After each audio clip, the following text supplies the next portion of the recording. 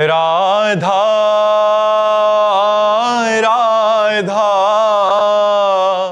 राधा राधा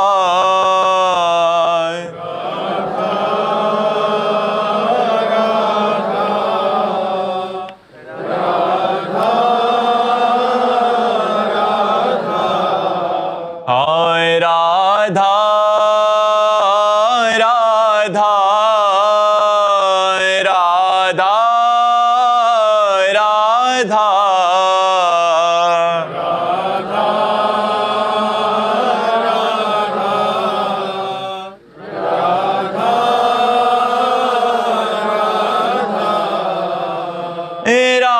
राधा राधा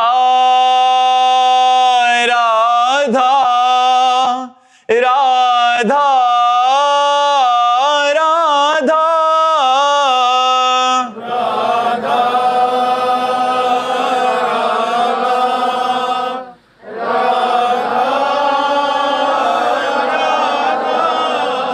हाय राधा राधा राधा राधा हाय राधा राधा राधा राधा राधा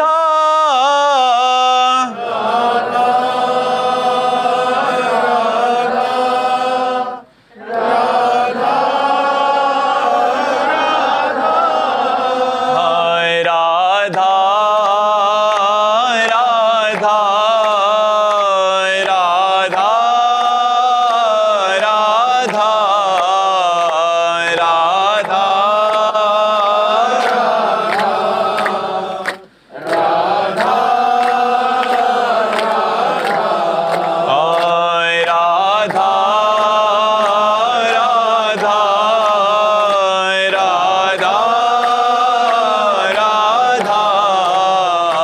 राधा राधा राधा राधा श्री राधा वल्लभ लाल की, समस्त संत हरि भक्तन की, श्री वृंदावन धाम की, सद्गुरुदेव भगवान की। अमित कुमार जी गुजरात से। राधे राधे महाराज। राधे राधे महाराज जी। महाराज जी, जब रसिक संतों के बारे में पढ़ा और सुना तो पता चला कि उन्हें कैसे कैसे भयानक दुख का सामना करना पड़ा। महाराज जी, ये सब जानने के बाद ऐसा लगता है कि अगर इनकी तरह भगवान हमारी भी परीक्षा लेंगे तो हम तो फेल ही हो जाएंगे, हमें कभी श्यामा श्याम की प्राप्ति नहीं हो पाएगी। ऐसा नहीं, क्योंकि ऐसा उनके चरणों नहीं की धूल के बराबर भी नहीं हो। बालक को 1 कुंतल वजन उठाने के लिए नहीं कहा जाता। भगवान पहले क्षमता देते हैं फिर दुख देते हैं। पहले क्षमता देते हैं, प्रतिपल उस कष्ट को सहा जा रहा है, जब तक जिएंगे तब तक सहा जा रहा है, जीना ही इसी से है। लेकिन मुझे कोई परेशानी नहीं, मैं एक आनंद में आनंदित हूं, मैं अपने विचारों में खूब तृप्त हूं, खूब संतुष्ट हूं, खूब प्रसन्न हूं। शरीर की कोई परवाह नहीं है। भगवान ने पहले शरीर से बेपरवाह किया और फिर शरीर का रोग दिया। अगर हम अभी अपने रोग में आ जाए तो हम सैया पे पड़े रहें, उठ के बैठने लायक ना रहे। ये भागवतिक क्षमता है, सांसारिक क्षमता नहीं है। शरीर बल से युक्त है। हम ये आपको बताना चाहते हैं, जिस दुख से आप दुखी होकर के, जिस भय से आप भयभीत होकर के भगवत मार्ग में चढ़ने के लिए आप कमजोर बन रहे हैं, उसी को मैं पुष्ट कर रहा हूं। ऐसा नहीं है कि भगवान दुख दे देते और सड़ता रहता है। भगवान दुख देते हैं 100 ग्राम और सुख देते हैं 1 किलो। 100 ग्राम के ऊपर 900 ग्राम चढ़ा रहता है, इसलिए आनंद में मगन रहते हैं। हम प्रतिपल आनंदित हैं। तुम शायद उतना आनंदित नहीं होगे, स्वस्थ होते हुए भी तुम उतना आनंदित नहीं होगे, अस्वस्थ होते हुए हम जितना आनंदित हैं। हम अपने आनंद की बात नहीं कह सकते। हर समय मैं आनंद में डूबा रहता हूं। किसके बल से? भगवान के बल से। अगर शरीर की बात आवे तो अभी मैं बेकार हो जाऊं। शरीर ऐसे है जैसे आपका शरीर, ऐसे हमसे शरीर दूर है। हम अपने आप में मगन रहते हैं, अपने आप में आनंदित रहते हैं। इसलिए ये निराशा तो मन में लाओ मती कि भगवान संतों को या भक्तों को कष्ट देते हैं। कष्ट आपको दिखाई देता है, देते नहीं है। क्यों?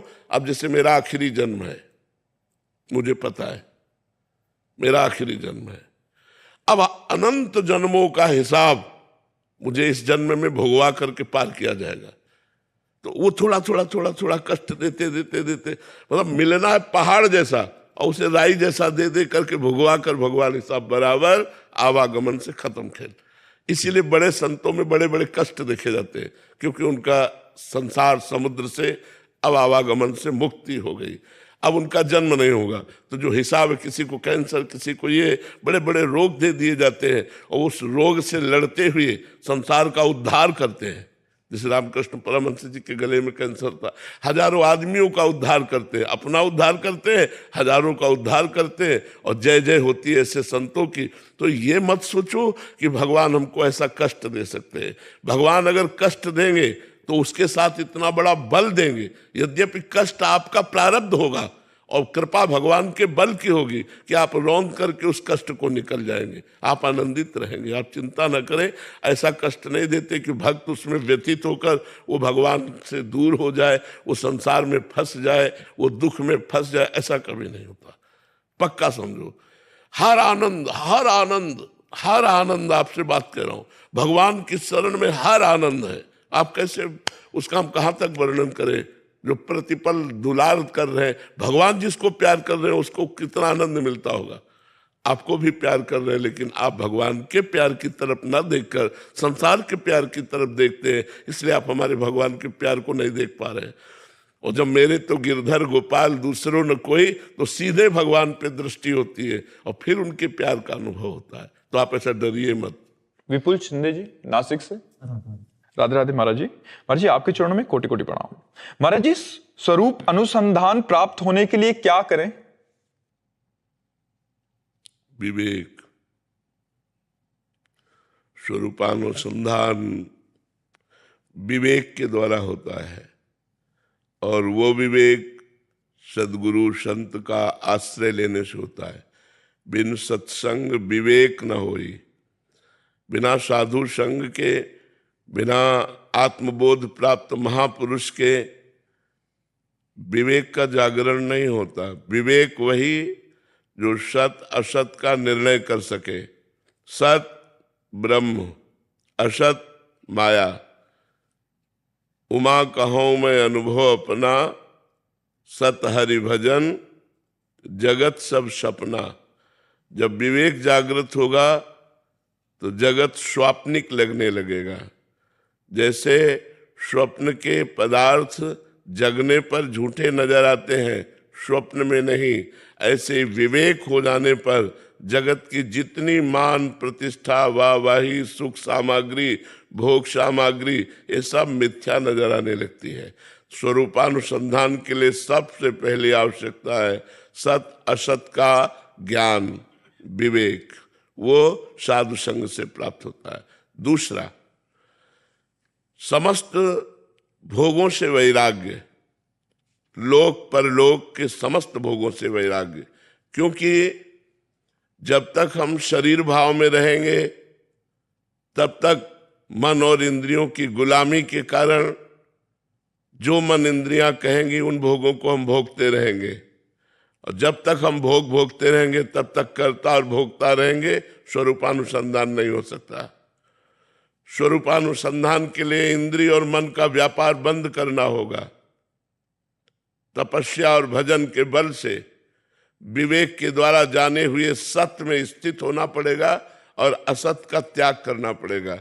इसे कहते हैं लोक और परलोक के भोगों का वैराग्य। तीसरा, षट संपत्ति। पहला, शम, इंद्रियों का भोगों से हटाना। दम, मन का अपने वश में करना। उपरति, भोगों के समीप रहने पर भी भोगने की इच्छा ना होना। तितिक्षा, सर्दी गर्मी बरसात, लाभ हान सुख दुख मान अपमान सबको सहने की सामर्थ्य होना।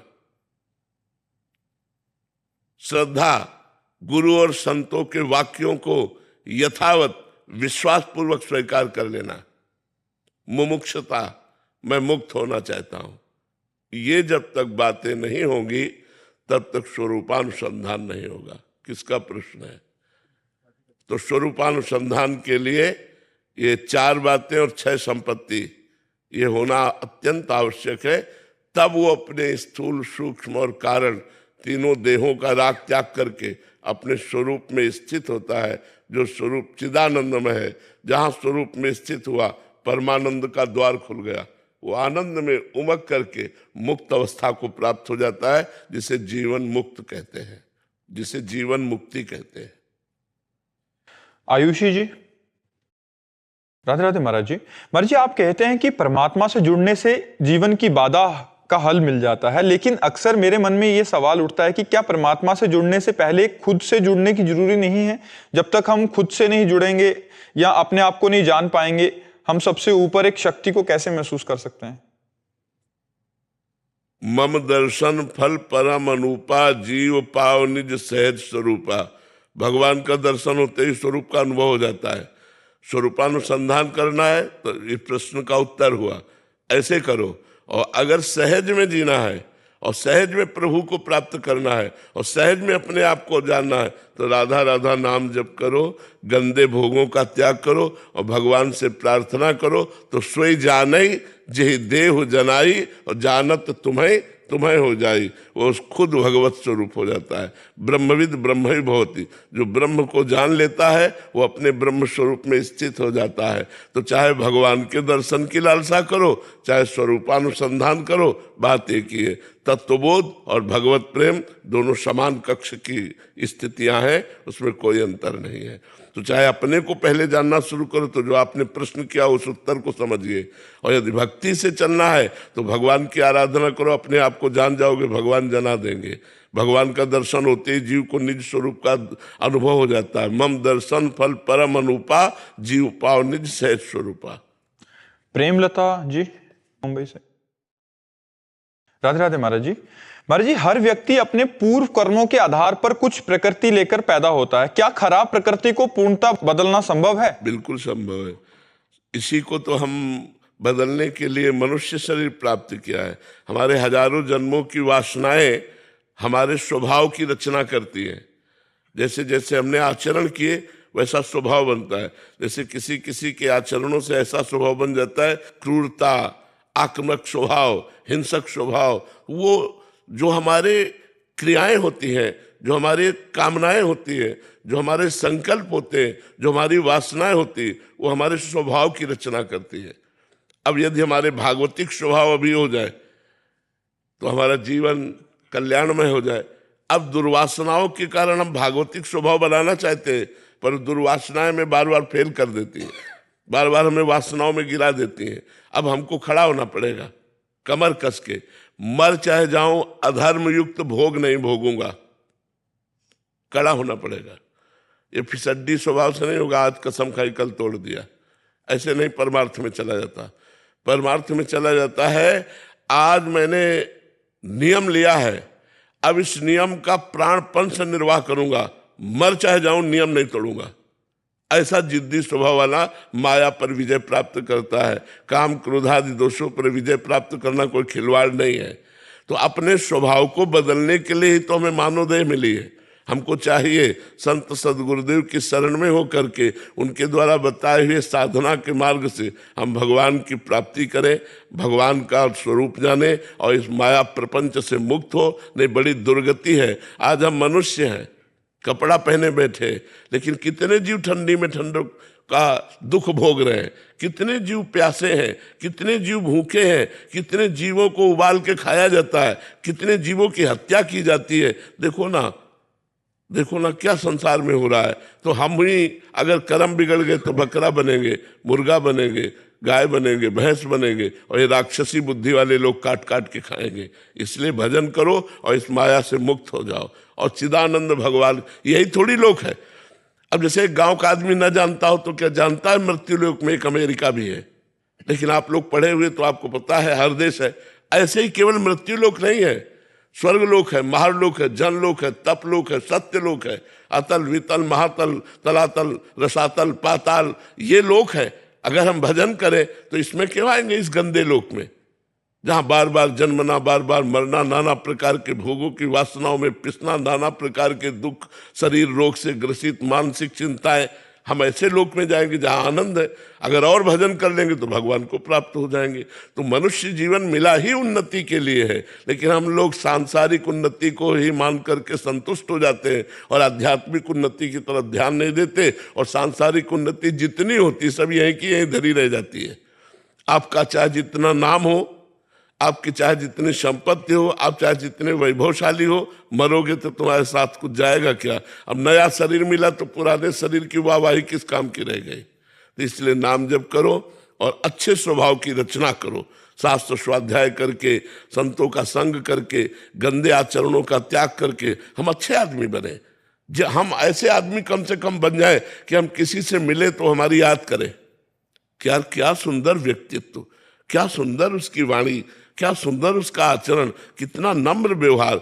ऐसा हमारा स्वभाव नहीं बनना चाहिए कि एक बार आदमी जो मिले वो भगवान से बनावे कि ऐसे आदमी से हमें कभी मत मिलाना। हमारा ऐसा क्रूर स्वभाव नहीं होना चाहिए, हमारा परोपकारी स्वभाव होना चाहिए। तो हम अपने स्वभाव को भजन बल के द्वारा बदल सकते हैं। खूब नाम जप करो।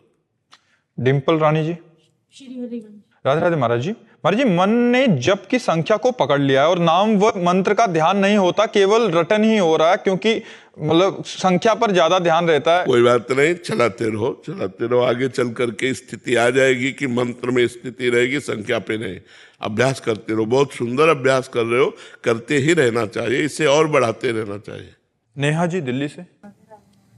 राधे राधे महाराज जी। महाराज जी, क्या हमें नाम जप करके बाकी सब भगवान पर छोड़ देना चाहिए? हाँ, बिल्कुल छोड़ देना चाहिए। अपने कर्तव्य का पालन करते हुए फल को भगवान के ऊपर छोड़ देना चाहिए और नाम जप करना चाहिए। कर्मण्येवाधिकारस्ते अधिकारस्ते मा फलेषु कदाचन। भगवान ने कहा कर्म पर तुम्हारा अधिकार है, फल पर नहीं।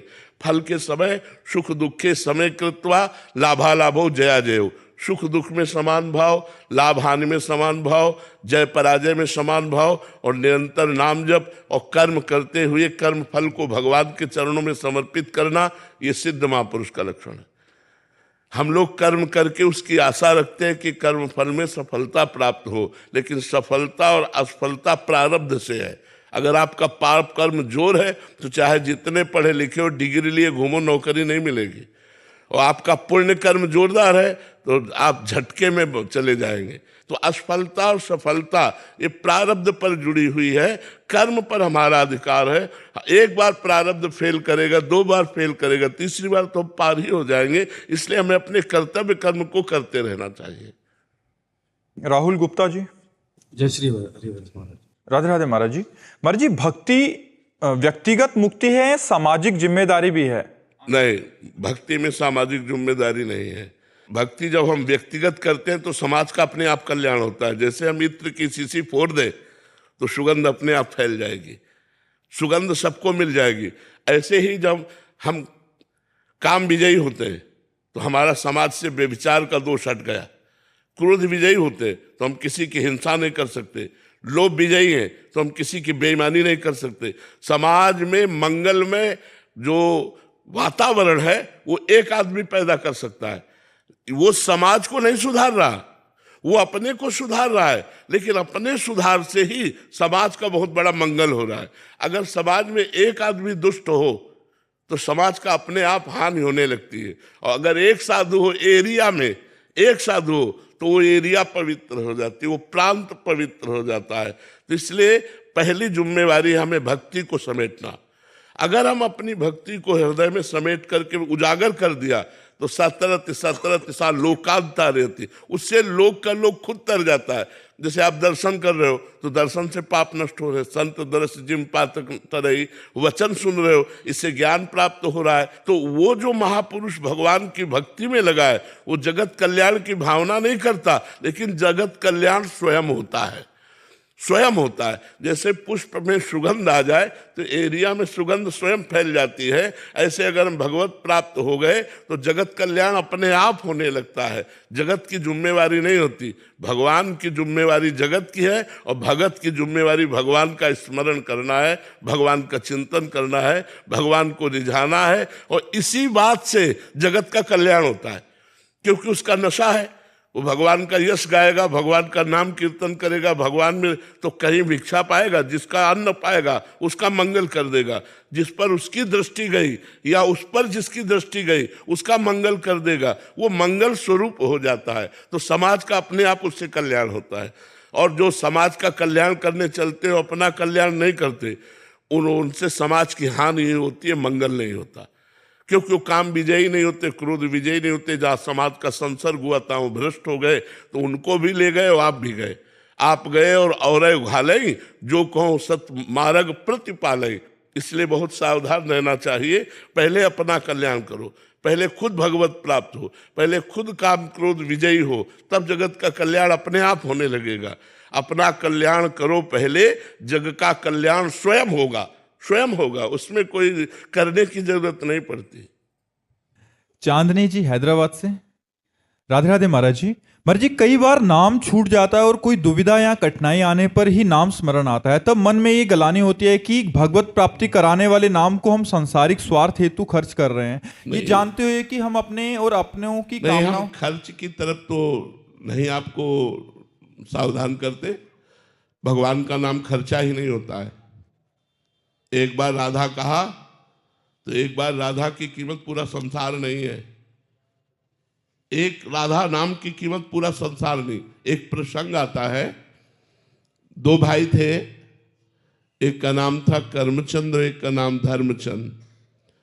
जो धर्मचंद थे वो बड़े थे, कर्मचंद छोटे थे। नाम महिमा में आता है।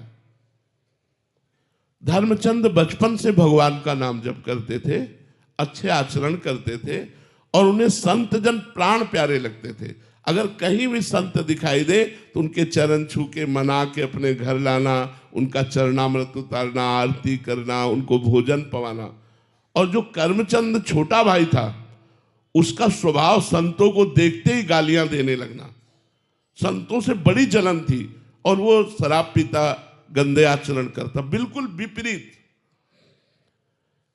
बड़े भाई को बड़ा दुख होता कि एक ही मां के गर्भ से उत्पन्न हुए और ये हमारा छोटा भाई इतने दुष्ट स्वभाव का, इतना पापाचरण करता है, क्या इसका कभी कल्याण होगा? मन में सोचती।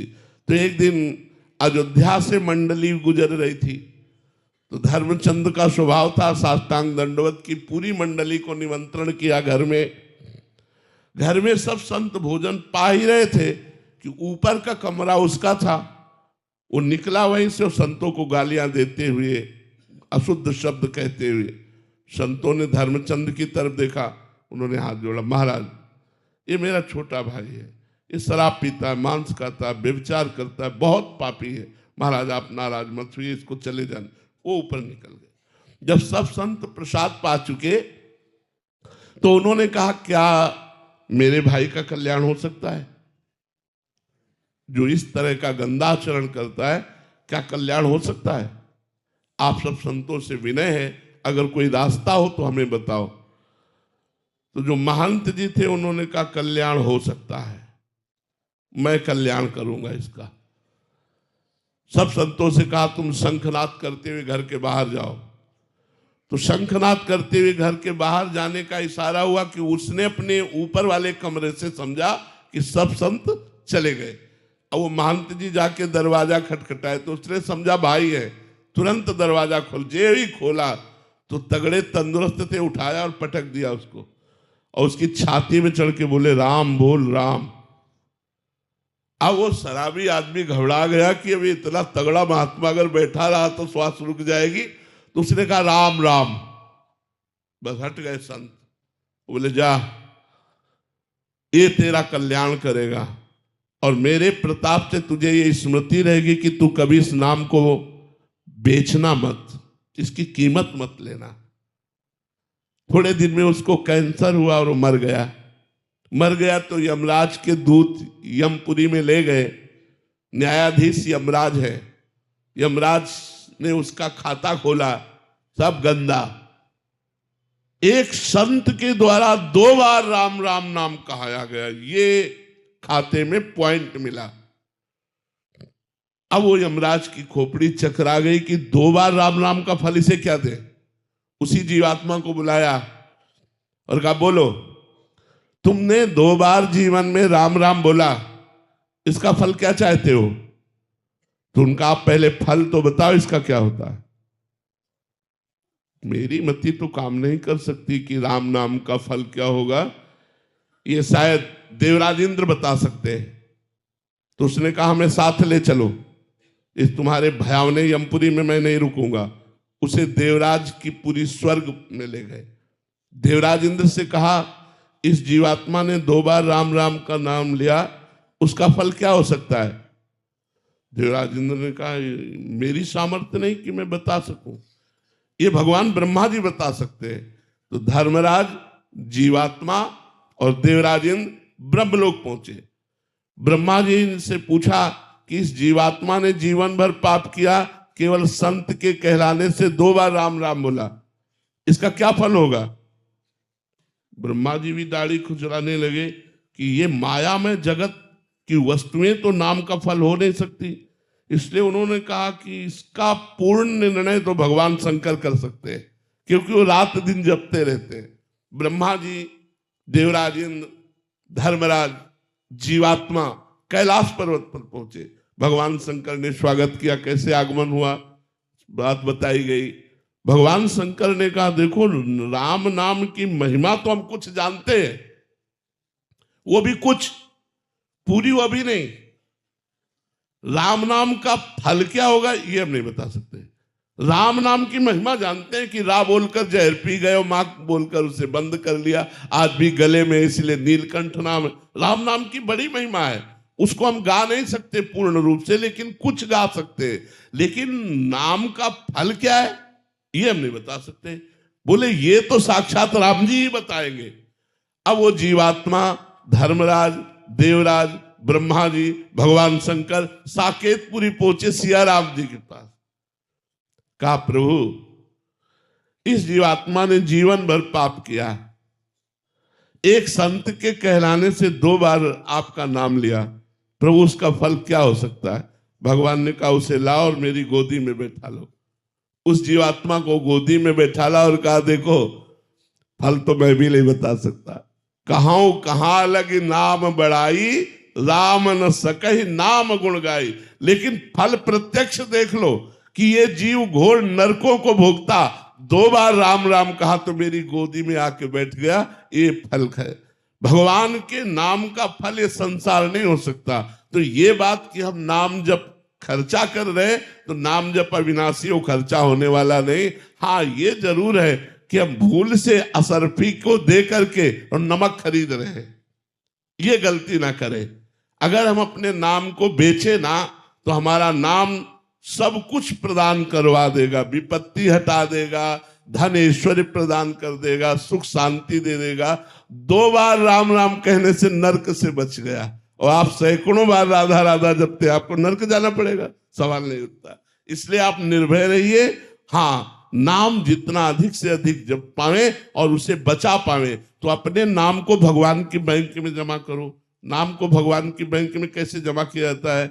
जैसे हम 1 घंटा नाम जप किए, नाम जपने के बाद कृष्णार्पणम मस्तु, वो भगवान के बैंक में गया। अब आपका वो नाम खर्चा होने वाला नहीं है, उसके ब्याज में आपका काम बनेगा, और मूल में नाम तो भगवान के पास जमा है। अगर इस जन्म में भगवत प्राप्ति नहीं हो पाई तो अगले जन्म में निश्चित भगवत प्राप्ति हो जाएगी। इसलिए खूब नाम जप करो, भाव बने ना बने, श्रद्धा बने ना बने, आनंद आवे ना आवे, डट के कमाई करो। जैसे लोभी पुरुष 12-12 घंटा ओवर टाइम काम करता है कि हमें धन मिल जाएगा, ऐसे हम अधिक से अधिक नाम जब छुपा छुपा के करें, जिससे हमारा मंगल हो जाएगा। निखिल जी गुजरात से, राधे राधे महाराज जी। महाराज जी, सत हरि भजन जगत सब सपना, महाराज जी ये बात कैसे आएगी? जीव का कल्याण कैसे होगा? हाँ, प्रथम जब हम साधु संग करेंगे, द्वितीय जब हम भगवान की कथा सुनते रहेंगे, तृतीय जब हम सदगुरु का वर्ण करके उनके द्वारा बताई हुई उपासना करेंगे, चौथी हम आपस में परस्पर भगवान की वार्ता करेंगे, प्रपंच की नहीं, निंदा नहीं करेंगे किसी की, भगवत वार्ता करेंगे। पांचवी, दृढ़ विश्वास के साथ जो हमें गुरुमंत्र जो नाम मिला है इसी से काम हो जाएगा, ऐसा दृढ़ विश्वास करके हम उसको जपे। छठवीं, शीलवान, गंभीरवान, धैर्यवान और उन कार्यों का त्याग करें जो हमारे भजन के विरोधी कार्य हैं। सातवें, सब में भगवान को देखने की चेष्टा करें और संतों को भगवान से अधिक आदर दें। आठवीं, जैसी परिस्थिति में भगवान ने हमें रखा है वैसी परिस्थिति में हम संतोष धारण करें, भगवान से भी हम चाह ना करें परिस्थिति परिवर्तन की। जो परिस्थिति भगवान ने दी है हम उसी परिस्थिति में भजन करें। नवीं, सबसे नम्र व्यवहार हो, सरल व्यवहार हो, सत्य व्यवहार हो और भगवान पर दृढ़ भरोसा हो। अगर ये 9 बातें हैं तो निश्चित उसमें भगवत अनुराग, तत्वबोध, ज्ञान, वैराग्य जो चाहेगा वो सब प्राप्त हो जाएगा। सौरभ जी, राधे राधे महाराज जी। महाराज जी, छोटे छोटे विषयी आकर्षण मुझे कमजोर सा बना रहे हैं महाराज जी, उनसे ऊपर उठने के लिए सही साधना क्या करूं? नाम जप करके हम इतने बलवान हो जाते हैं कि विश्व ब्रह्मांड की माया का आकर्षण भी नहीं पड़ता है। मृत्यु लोक की माया की तो बात जाने दो। न पारमेष्ठ्यम न महेंद्र कृष्णम न सार्वभौमम न रसाधिपत्यम न योग सिद्धि पुनर्भवम वा। भजन का इतना प्रभाव बढ़ जाता है कि ब्रह्मा का पद भी फीका लगता है, देवराज इंद्र का पद भी फीका लगता है, सार्वभौम सम्राट का पद भी फीका लगता है, योग की सिद्धियां भी फीकी लगती है। इतने भगवान प्यारे लगने लगते हैं। नाम जप करके देखो, ब्रह्म राम ते नाम बड़ वरदायक वरदान। भगवान से भी बढ़कर भगवान का नाम है। नाम जप करते करते ऐसी वृत्ति हो जाती है, कुछ अच्छा नहीं लगता। जिनके लिए लोग मर रहे हैं उन वस्तुओं को त्याग देते। आपको हम बताएं, एक एक आभूषण के लिए परिवार में झगड़ा हो जाता है और कितनी ऐसी माताएं अपने आभूषणों का त्याग करके और कंठी बांध करके रात दिन भजन करती हैं और कष्ट सहकर वृंदावन में रह रहे हैं। क्या हुआ? नाम ने चमत्कार प्रकट कर दिया। ये क्या है? क्या है? जिन आभूषणों के लिए, जिन वस्तुओं के लिए, जिन भोगों के लिए तुम लड़ते हो, पूरा जीवन खपा देते हो, और जब नाम जप की कृपा होती है, भगवान की कृपा होती है, तो वही सब ऐसे बेकार लगने लगते, बेकार लगने लगते। हमें ये कहना होगा कि जब तक आप नाम जप नहीं करोगे तब तक केवल बातें रहेंगी, और जब नाम जप असलियत में करोगे तो सत हरि भजन जगत सब सपना ये आपको देखने को मिलेगा, अपने जीवन में मिलेगा। कुछ अच्छा नहीं लगता, सच्ची मानो कुछ अच्छा नहीं लगता। बस एक ही बात लगती है, वो कब दिन आएगा जिस दिन मैं भगवान को देख पाऊं। भगवान मुस्कुरा कर बोले आओ मेरे प्यारे। एक बार भगवान बोले आओ मेरे प्यारे, बस ये बात सुनने के लिए वो और उनको देखने के लिए जीवन तड़प उठता है। पर ये माया बख्शती नहीं है।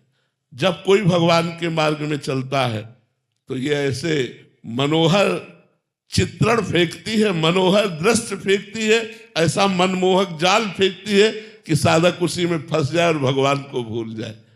पूज्य भाई जी महाराज ने स्वयं अपने जीवन में लिखा कि जब मैं सर्वस्व त्याग करके गीता वाटिका में भजन के लिए आया तो एक बहुत बड़े धनी माने जिनकी कई फैक्ट्रियां थी, सब आकर कहा भाई जी ये सब हम आपको देते, संभालिए। भाई जी ने कहा नहीं भाई, अब हम ये संभालने के लिए गीता वाटिका में नहीं आए, अब हम तो राधा माधव के चरणारविंद का आश्रय लेकर और जैसे वो रखेंगे वैसे। अगर चतुर सुजान ना होते तो उस ऐश्वर्य में फंस जाते। जहां कोई भगवान के मार्ग में कदम रखता है तो ऐश्वर्य रूपी माया जाल फेंकती है। कंचन, कामिनी, कीर्ति ये उसके जाल हैं, फेंक दिया और साधक उसे। पर भगवान का यदि भरोसा है तो भगवान ऐसे जालों से बचा करके और फिर निकाल करके उसे अपने परम पद पर आरूढ़ करते। नामे भक्ता प्रणश्यति, भगवान के भक्त का कभी नाश नहीं होता, कभी पतन नहीं होता। पवन कुमार जी बिहार से। राधे राधे महाराज जी। गुरुदेव, भगवान का प्रेम तथा भक्ति में क्या भेद है? राग, वैराग्य तथा अनुराग, इनमें क्या होता है? अनुराग में जो आनंद है क्या वही आनंद वैराग्य में भी होता है क्या? सुनो, क्या आनंद लेना चाहते हो ये हमें बताओ। सोने की दुकान में गए, बोले हार कितने का है, ये जंजीर कितने की है, बाजूबंद कितने का है, करधनी कितने की है। बोले लेना क्या है? वो कुछ नहीं, वो ऐसे पूछ रहा था बस। अगर वैराग्य क्या है, अनुराग क्या है, प्रेम क्या है, भक्ति क्या है, आप चलना किस में चाहते हो? आप चलना किस में चाहते हो? प्रभु के लिए प्रेमा भक्ति और अश्रु आए। प्रभु के लिए प्रेमा भक्ति अश्रु आए। तो प्रेम मूल यह नाम है, प्रेमी रसिक जपत यह नाम, प्रेम मगन निज बन विश्राम, श्री हरिवंश जहाँ है। प्रेम की मूल जड़ नाम है। जितना नाम जप करोगे उतने भगवान से प्रेम बढ़ता जाएगा, संसार से वैराग्य होता जाएगा और अपने स्वरूप का ज्ञान होता जाएगा। भागवत के 11 स्कंद में लिखा हुआ है, एक एक कवल जैसे पाने से तुष्टि पुष्टि क्षुधा निवृत्ति होती है, ऐसे एक एक भगवान का नाम जप करने से संसार से वैराग्य, स्वरूप का बोध और भगवान से प्रेम होता है। जैसे एक कवल खवा कर रोक दिया जाए तो कई दिन के भूखे आदमी को और परेशानी हो जाती है, ऐसे ही अनंत जन्मों से भगवदानंद का भूखा जीव थोड़ा भजन करने पर उसे जलन पैदा होती है। जब वो चक्क भजन करे, कम से कम आधा पेट भोजन हो जाए, तब पता चलेगा हलवा कैसा, खीर कैसी। ऐसे ही जब 12 घंटे भजन हो निरंतर, तब हमें पता चलेगा भगवदानंद का क्या स्वरूप है, क्योंकि सारे पापों को नष्ट करके हमारे अंदर दिव्य ज्ञान प्रकट कर देगा। 2-4 माला से काम नहीं चलेगा। हम रात दिन भजन का प्रयास करें तो इसी भजन से, भजन न होई संग बिनु, और भजन बिना नहीं प्रेम। प्रेम कैसे उत्पन्न होता है? भजन से। जितना भजन करोगे उतना ही भगवत प्रेम प्रकट होता जाएगा। भजन रात दिन करो, अव्याव्रत भजना, अखंड भजन, और कोई पापाचरण ना करो तो। नहीं तो भजन करते हुए यदि पापाचरण करोगे तो भी अनुभव में नहीं आएगा। जैसे चलनी में गैया दुहे और दोष दैव को दे।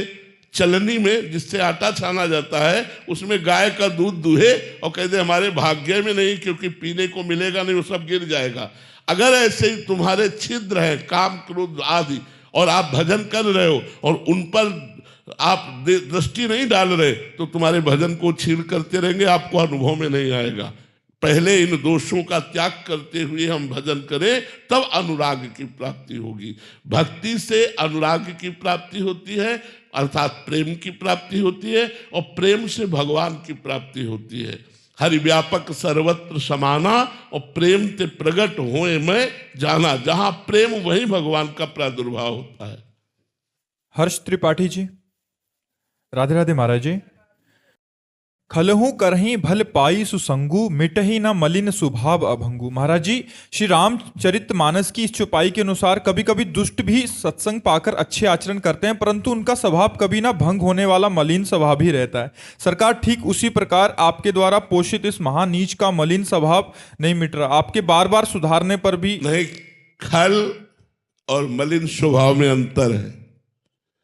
खल का जो मलिन स्वभाव होता है वो दूसरी प्रकार का होता है। हमारा जो मलिन स्वभाव होता है वो दूसरी प्रकार का होता है। हमारे मलिन स्वभाव को यदि सत्संग मिल जाए तो मलिन स्वभाव दूर होकर भगवान की प्राप्ति हो सकती है।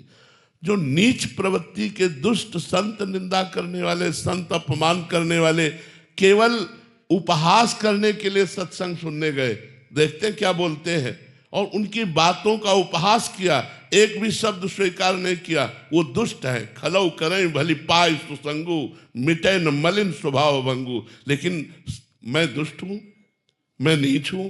आज भगवान ने हम पर बड़ी कृपा की, साधु समागम दिया।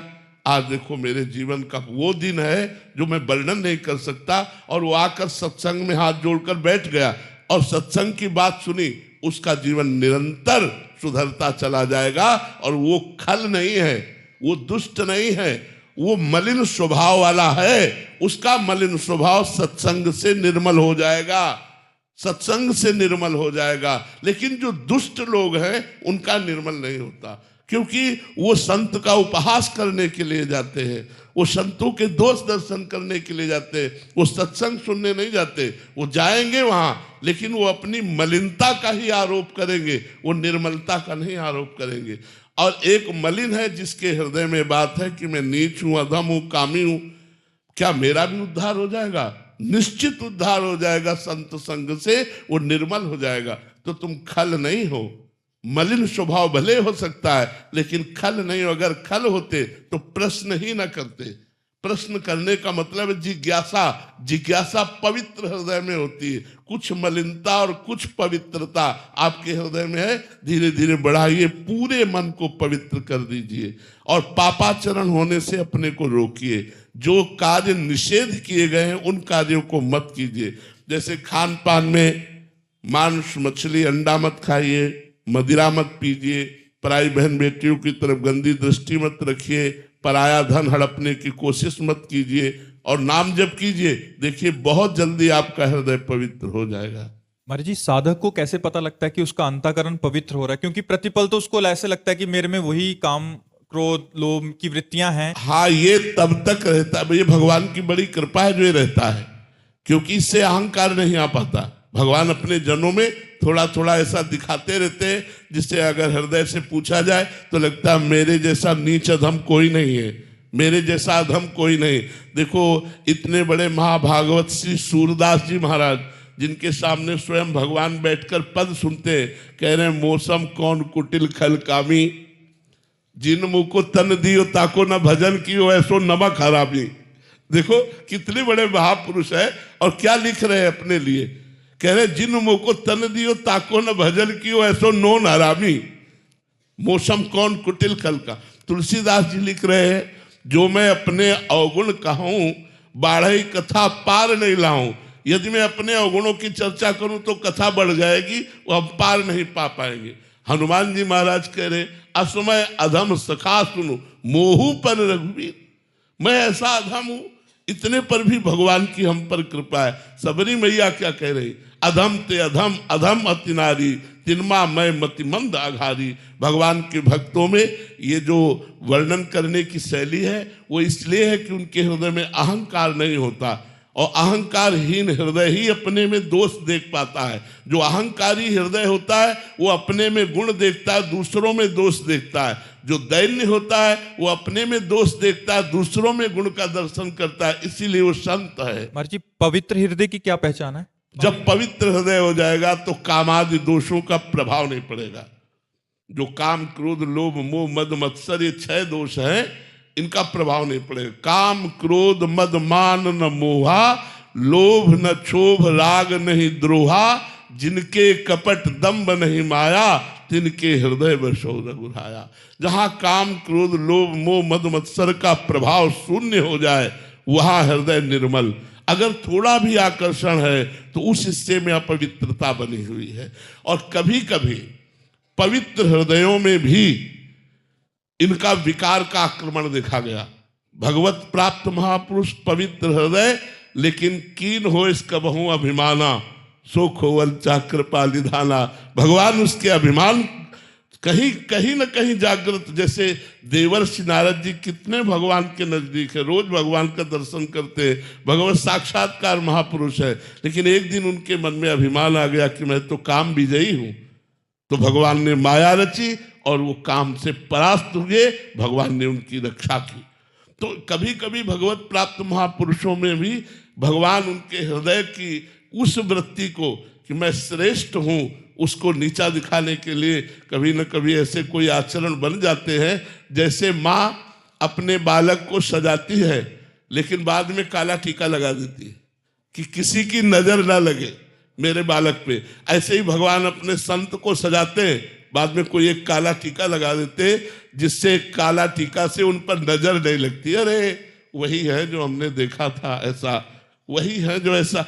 एक दो आचरण ऐसे छोड़ देते हैं जिनके कारण लोगों की दृष्टि उसी में अरझ जाती है और महापुरुष की महिमा को न जानकर वो लाभ नहीं ले पाते। ये भगवान ऐसा गुप्त रखते हैं। जब वो महापुरुष पधार जाते हैं और उनकी जीवनी लिखी जाती है तब अरे इतने बड़े महापुरुष, और जब सामने होते हैं तब हम समझ नहीं पाते कि ये इतने बड़े महापुरुष हैं। भगवान इसलिए ऐसी लीला करते हैं। मीनाक्षी जी हरियाणा से, राधे राधे महाराज जी। महाराज जी, मेरी दुविधा गुरु की तलाश को लेकर है। मन में तीव्र इच्छा है गुरु धारण करने की, पर दूसरी तरफ मन कहीं टिकता ही नहीं। प्रभु कृपा से संतों की वाणी सुनते हैं, उनका आशीर्वाद भी प्राप्त करते हैं, सभी के प्रति आदर भाव भी है, पर कपटी मन एवं दिमाग पूरी तरह से समर्पण का भाव नहीं ला पा रहा। मुझे लगता है आपको भगवान को गुरु बनाना चाहिए। सर्वप्रथम भगवान जगत गुरु है, उनको गुरु बनाना चाहिए और उनसे प्रार्थना करनी चाहिए कि यदि गुरु रूप की अत्यंत आवश्यकता भव समुद्र से पार होने के लिए है तो हे नाथ, आप मुझे गुरुदेव के पास पहुंचा दीजिए या गुरुदेव को मेरे पास पहुंचा दीजिए।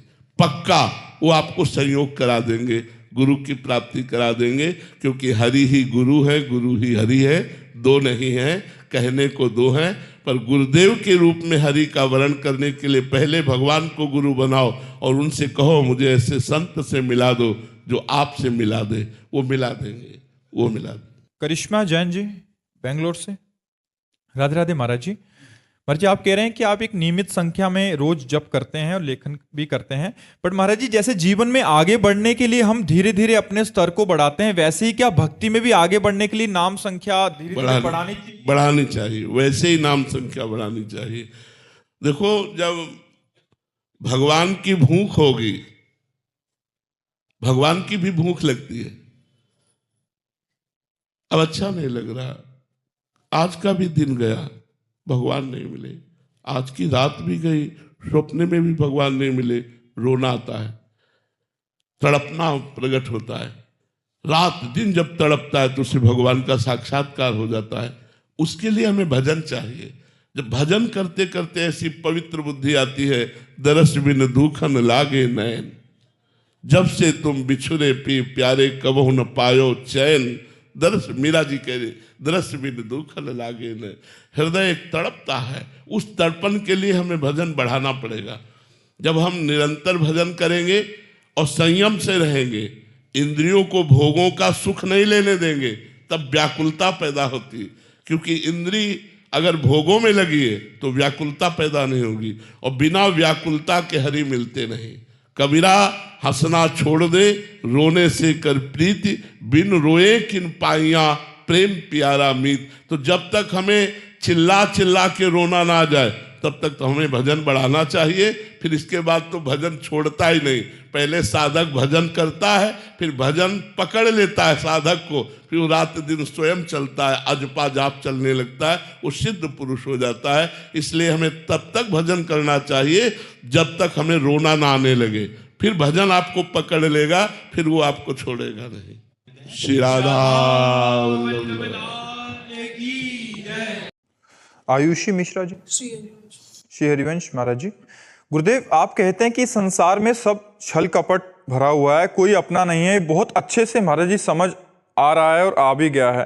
गुरुदेव भगवान, निरंतर नाम जप करने का भी बल आपसे मिल रहा है। मेरा प्रश्न है कि सब जानने के बाद उन्हीं के साथ जीवन रहना पड़े तो कैसे रहें महाराज जी? सब जानने के बाद अगर सब कोई छोड़ भी दे तो आप उनको नहीं छोड़ सकते। यही मोह है। आप देख लो करके, वो आपको घर से बाहर कर दे तो भी आप उन्हीं से प्यार करना चाहेंगे जो आपको गाली दे रहे हैं, जो आपके साथ छल कर रहे हैं, जो आपके साथ कपट कर रहे हैं। ये प्रबल भगवान की माया ऐसी है कि जो जानते हैं, हम जानते हैं वो हमारे साथ धोखा कर रहा है, जानते हो हमारे साथ छल कर रहा है, वो हमको प्यार नहीं कर रहा, फिर भी हमको उसी से प्यार करना पड़ेगा। ये माया है। मन हटा करके हम भगवान में नहीं लगा सकते, और भगवान में लगाए तो एक एक की चाल समझ में आ रही। तो यहाँ पाए जान जगत में सब जन कपटी कुटिल कलयुगी टंच। कलयुग का प्रभाव, कपट, छल, ये सब चल रहा है, लेकिन हट नहीं सकते, वहीं जीना पड़ेगा, हट नहीं सकते। तो उनमें भगवत भाव करके जिया जाए।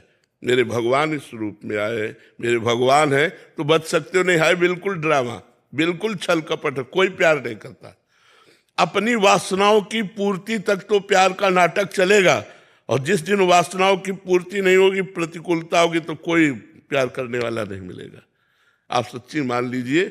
इसलिए भगवान से जुड़िए, राधा राधा नाम जप कीजिए, सब में भगवत भावना कीजिए। तुम्हारे साथ कोई छल करे करने दो, तुम छल मत करना। तुम्हारे साथ कोई कपट करे करने दो, तुम कपट मत करना, तो तुम भगवान के लाडले हो जाओगे। और जिस पर भगवान की कृपा होती है, सब सुख उसके सामने होते हैं। इसलिए भगवान का चिंतन करो, भगवान का आश्रय लो, भगवान से प्यार करो। गुरुदेव, कभी कभी लगता है कि सहन नहीं हो रही है चीजें। कभी कभी लगता है कि अब सहन नहीं हो रहा। ऐसा इसलिए लगता है आपने भगवान को अपना नहीं माना। नहीं, भगवान को अपना मानने पर हर कुछ सहन करने की सामर्थ्य होती है, सब कुछ सहन करने की। पूरा जीवन हो गया, एक दोस्त नहीं बनाया, हमारा एक भी दोस्त नहीं पूरी सृष्टि में, तो दुश्मन का तो सवाल नहीं उठता। अकेला पूरा जीवन रहा हूं, आज भी अकेला ही हूं। केवल मेरा मित्र गोविंद है, ठाकुर है, वही मेरा दोस्त है, और उसी दोस्त के बल से मैं गरजता रहता हूं, प्रियाजू के बल से मैं गरजता रहता हूं। तो अगर आपको भगवान का संबंध है तो फिर आपको ये नहीं बात आएगी कि कहाँ तक सहन करूं। जो ही प्यारो करे सोई मोहि भावे। मेरे प्यारे को जो अच्छा लगा वैसी मुझे स्थिति दी, और उसी के बल से मैं दहाड़ रहा हूं। मुझे कोई शिकायत नहीं, ना भगवान से ना जगत से, कोई शिकायत नहीं। पर यह जरूर कहता हूं कि यहाँ प्यार मत ढूंढना, यहाँ प्यार नहीं मिलेगा। यहाँ शोषण मिलेगा, पोषण नहीं मिलेगा। पोषण भगवान से मिलता है। अगर प्यार भगवान से कर रहे तो दुनिया प्यार करेगी, और भगवान से प्यार नहीं करे तो हर जगह धोखा मिलेगा। आज वासनाओं का खेल है, प्यार नहीं है। प्यार है तो प्यार का मतलब पहले समझे क्या कहते हैं। प्यार का स्वरूप यह है कि हम आपसे प्यार करते हैं तो आपके सुख के लिए हम प्राण दे सकते हैं, आपके सुख के लिए हम अपने जीवन का बलिदान कर सकते हैं। प्यार में तो ये होता है कि जिसमें अपना प्यारा खुशी रहे, राजी रहे, सुखी रहे। जैसे आपसे हम प्यार करते हो, आपने उनसे प्यार कर लिया तो हमारा हृदय कहेगा तुम खुशी रहो। अगर तुम उनसे सुखी हो तो तुम सुखी रहो, भगवान तुम्हें सुख दे, मैं तुम्हारे बीच में कभी रोड़ा नहीं बनूंगी। यह है प्यार। प्यार ऐसा कहा है, ये तो केवल फिल्मों में दिखाई देता है, प्रगट में तो नहीं है। प्रगट में तो प्यार भगवान से करो तो आनंदित हो जाओगे, पर भगवान है नहीं प्रगट में, वो अव्यक्त परमात्मा है। तो उससे अव्यक्त से प्यार करना बड़ा कठिन है। जो दिखाई न दे, जिसे हम बात न कर सके, उससे प्यार करना। उससे प्यार कर लिया तो बाजी जीत गए। आप राधा राधा जपो, उससे प्यार हो जाएगा। आप कृष्ण कृष्ण जपो, उससे प्यार हो जाएगा। हम लोगों का जीवन उसी के प्यार से पला है, और वो इतना प्यारा है, इतना प्यार करने वाला है कि प्यार का समुद्र है वो। हम लोग प्यार की बूंद मांगते हैं और वो प्यार का समुद्र है। बस उससे प्यार कोई करके तो देखे, पर करना कठिन है, क्योंकि संसार से अपने प्यार को समेटकर प्रभु के चरणों में लगाना यही कठिन। सबकी ममता ताग बटोरी, मम पद मन ही बांध बरडोरी, ये सबसे कठिन काम है। और ये हो जाए तो साथ खेलता है परमात्मा, साथ खेलता है। अब हम लोग कदम कदम पर उसका प्यार, उसका दुलार, उसका संकेत, उसके इशारे सब जानते हैं। इस समय मेरे प्रभु का ये इशारा है, तुरंत वैसे ही हो गए जैसे प्रभु का इशारा है। मेरे प्रभु हर समय विराजमान है, मेरे सामने विराजमान है। हर समय बात है, हर समय खान पान, हर समय खेल कूद उन्हीं से होता है। अब ये बातें केवल बातों से नहीं होगा, जब हम साधना करेंगे तब समझ में आएगा।